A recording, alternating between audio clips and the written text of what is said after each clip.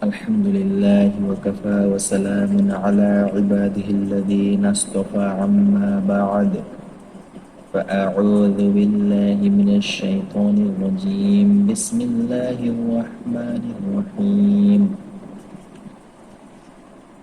الحمد لله رب العالمين الرحمن الرحيم আসসালামু আলাইকুম মুহতারাম ভিউয়ার্স, আশা করি সবাই আল্লাহর রহমতে ভালো আছেন। আজকে আপনাদের সামনে আল কোরআনের একটি আয়াত নিয়ে কথা বলবো এবং যে মূল বিষয়টা নিয়ে কথা বলবো সেটি হচ্ছে সকল ব্যক্তি, অর্থাৎ এই দুনিয়ার বুকে যত ব্যক্তি আমরা বেঁচে আছি এবং যারা ব্যক্তি আসবেন এবং যারা চলে গেছেন, প্রত্যেকটা ব্যক্তি, প্রত্যেকটা মানুষ, প্রত্যেকটা নর নারী, প্রত্যেকটা মানুষ ইমানদার। প্রশ্ন হতে পারে কিভাবে মুসলিমরা ইমানদার মানলাম, কাফেররা কিভাবে ইমানদার, ইহুদি নাসারা খ্রিস্টান এরা কিভাবে ইমানদার? প্রত্যেকটা মানুষ ইমানদার, অর্থাৎ আমি বলতে চাচ্ছি যেটা সব ইমান না এনে কেউ মৃত্যুবরণ করে না। কিন্তু এখানে দুইটা বিষয় কাজ করে, সেটা হচ্ছে কারোর ইমান গ্রহণ করা হয় আল্লাহর পাকের দরবারে এবং কারোর ইমান গ্রহণ করা হয় না। যেমন আল কোরআন থেকে যদি উদাহরণ দিই, আপনারা জানেন আল কোরআনে আলোচনা আছে ফিরআউন কিন্তু ইমান এনেছিল যখন সে লোহিত সাগরের ভিতর ডুবন্ত অবস্থায় রয়েছে, তখন সে বলেছিল আমি মুসা এবং হারুনের আল্লাহর উপর ইমান আনলাম, কিন্তু তার ইমান কিন্তু তার কোনো কাজে দেয় নাই। সেই বেসিসে প্রতিটা মানুষ ইমানদার না হয়ে দুনিয়া থেকে মৃত্যুবরণ করে না। এই পরিপ্রেক্ষিতে আয়াতটা আপনাদের সামনে পেশ করবো। সেই আয়াতটি হচ্ছে সূরা আমের 158 নম্বর আয়াত। এই আয়াতে আল্লাহ পাক কি বলছেন আসুন আমরা বোঝার চেষ্টা করি। এই আয়াতে আল্লাহ পাক বলছেন, তারা কি অপেক্ষায় আছে যে তাদের নিকট ফেরেশতা আসবে কিংবা তোমাদের রব উপস্থিত হবে বা প্রকাশ পাবে তোমার রবের নিদর্শন সমূহের কিছু? যেদিন তোমার রবের নিদর্শনের কিছু প্রকাশ পাবে সেদিন তোমার রবের নিকট কোনো ব্যক্তি তার ইমান উপকারে আসবে না যে পূর্বে ইমান আনেনি বা সে তার ইমান কোনো কল্যাণ অর্জন করেনি। বলো তোমরা অপেক্ষা করো, আমরা অপেক্ষা করছি। সূরা আল আনাম 158। তো এই আয়াতটি থেকে বেশ কিছু অংশ বোঝার আছে, তো আসুন আমরা বোঝার চেষ্টা করি। প্রথম যে অংশটি বোঝার চেষ্টা আছে, এখানে তিনটি ফ্যাক্টর বলা আছে। ফার্স্ট অফ অল বলা আছে তারা কি অপেক্ষায় আছে। এই তারা বলতে দুই শ্রেণীর মানুষকে বোঝানো হচ্ছে। এক হচ্ছে অবিশ্বাসী, অর্থাৎ যারা আল্লাহ পাকের উপর বিশ্বাস আনে না, এবং দুই নম্বর হচ্ছে ইমানদার গুনাহগার, অর্থাৎ মুমিন বা মুসলমান কিন্তু যারা গুনাহগার, যারা গুনার ভিতর লিপ্ত আছে, এদেরকে বোঝানো হচ্ছে। দুই শ্রেণীর লোকদের বোঝানো হচ্ছে। তিনটা টাইপ এখানে দেওয়া আছে। এক নাম্বার, তারা কি অপেক্ষা আছে, কিসের অপেক্ষা? তাদের রবের নিকট থেকে ফেরেশতা আসবে। এর তাফসিরে মুফাসসিরগণ লিখেছেন যে তাদের নিকট ফেরেশতা আসবে, এর অর্থাৎ মৃত্যুর ফেরেশতা, মানে মৃত্যুর ফেরেশতা যখন আসবে, অর্থাৎ তাদের মৃত্যুর সময় ঘনিয়ে আসবে, তখন সেই সময়টার অপেক্ষাটি তারা করছে। দুই নম্বর যেটা বলছে, তাদের রব তাদের নিকট উপস্থিত হবে।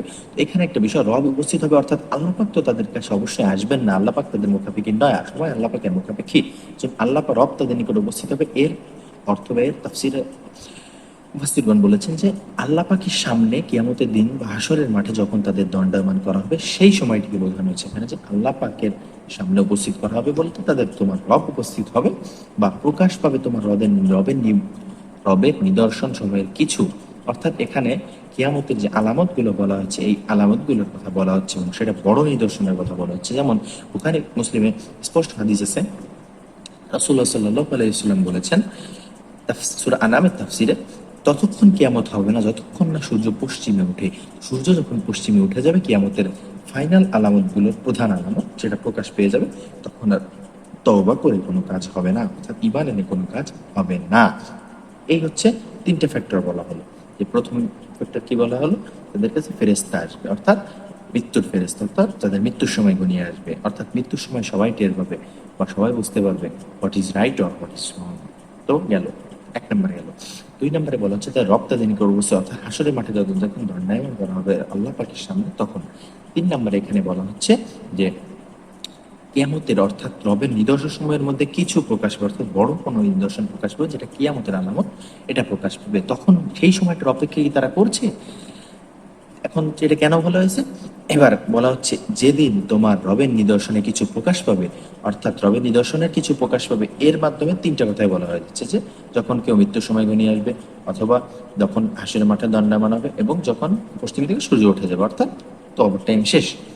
সেই সময় কথা বলছে, সেদিন তোমার রবের নিকট কোনো ব্যক্তি তার ঈমান উপকারে আসবে না। অর্থাৎ তখন কাফেররা যখন কাফেররা যখন দেখবে যে পশ্চিম দিক থেকে সূর্য উদিত হচ্ছে, তখন তারা বিশ্বাস করবে, মানবে, আল্লাহকে বিশ্বাস করবে, কিন্তু সেই বিশ্বাস তাদের কোনো উপকারে আসবে না। তো তাদের ঈমান আল্লাহ তাআলার দরবারে, আল্লাহ তাআলার নিকট গ্রহণযোগ্য হবে না।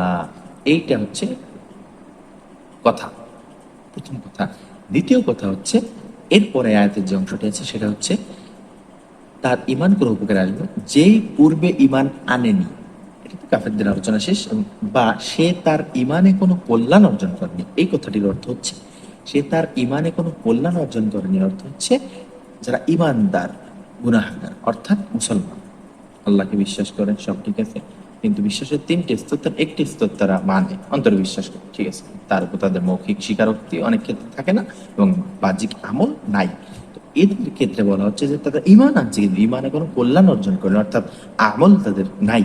ঈমান এবং আমল দুটো এক কয়েনের এপিঠ ওপিঠ। তো একটা কয়েনের এক পাশে যদি ছাপা থাকে আর এক পাশে যদি খালি থাকে, সেই কয়েন কি চলবে না। তো ঈমান এবং আমল একই কয়েনের এপিঠ ওপিঠ।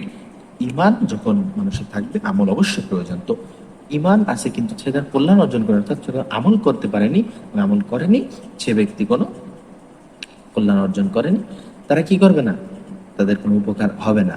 তো তাদেরকে বলতে বলা হচ্ছে, রাসূল সাল্লাল্লাহু আলাইহি ওয়াসাল্লামকে আল্লাহ পাক শিখিয়ে দিচ্ছেন, তোমরা তাদের বলো তোমরা অপেক্ষা করো, আমরাও অপেক্ষা করছি। কারণ তারা অনেক কুফরি মার্কা কথাবার্তা বলে, কুফরি ধরনের কথাবার্তা বলে, যে কথাবার্তাগুলোর কারণে আমাদের ভিতর বিভ্রান্তি সৃষ্টি হয়। এই জন্য তাদেরকে এক কথায় খারিজ করে দিচ্ছে, বলে তোমরা অপেক্ষা করো, আমরাও অপেক্ষা করছি। এই আয়াত দ্বারা কি বোঝা গেল? এই আয়াত দ্বারা বোঝা গেল যে তিনটি সময় আসার আগে আমাদের সতর্ক হওয়া উচিত। কাফেরদের ক্ষেত্রে নসিহত, তারা যদি আল্লাহ পাকের কোরআন নিয়ে গবেষণা করে অবশ্যই বুঝতে পারবে সঠিক কোনটা। এবং মৃত্যুর সময়, মেনলি তিনটা যে সময়ের কথা বলা হয়েছে, প্রথম বছর মৃত্যুর সময় প্রত্যেকটা মানুষ বুঝতে পারে আসলে কোনটা ঠিক কোনটা ভুল। তো যখন মত কা ফারিস্তা অর্থাৎ আজরাইল আলাইহিস সালামকে যখন দেখা হয়ে যাবে, তখন ঈমান আনলে সেই ঈমান পূরণ করা হবে না। এই জন্য যেন তারা ঈমান আনে সময় থাকতে। এবং দ্বিতীয় যে ফ্যাক্টর, সেটা সব থেকে ইম্পর্টেন্ট ফ্যাক্টর, সেটা হচ্ছে গুনাহগার মুমিন, গুনাহগার মুসলমান, যারা গুনাহগার ইমানদার, তাদের ক্ষেত্রে এটা হচ্ছে যে সময় থাকতে তওবা করো, সময় থাকতে তওবা করো, মৃত্যুর আগে তওবা করো। মৃত্যু পর্যন্ত প্রত্যেকটা মানুষের জীবনে সুযোগ, মৃত্যু পর্যন্ত প্রত্যেকটা মানুষের জীবনে সুযোগ, এই সুযোগ কাজে লাগাও। সময় থাকতে তওবা করো, সময় থাকতে তওবা করলে আল্লাহ পাক আমাদের মাফ করে দেবেন। এবং এই তিনটি সময় আসার আগে আমরা যদি সতর্ক হয়ে যাই, আমরা ইনশাআল্লাহ পার পেয়ে যাব। আল্লাহ পাক আমাদের সবাইকে তৌফিক দান করুন, আমিন। ওয়া আখিরু দাওয়ানা আলহামদুলিল্লাহি রাব্বিল আলামিন।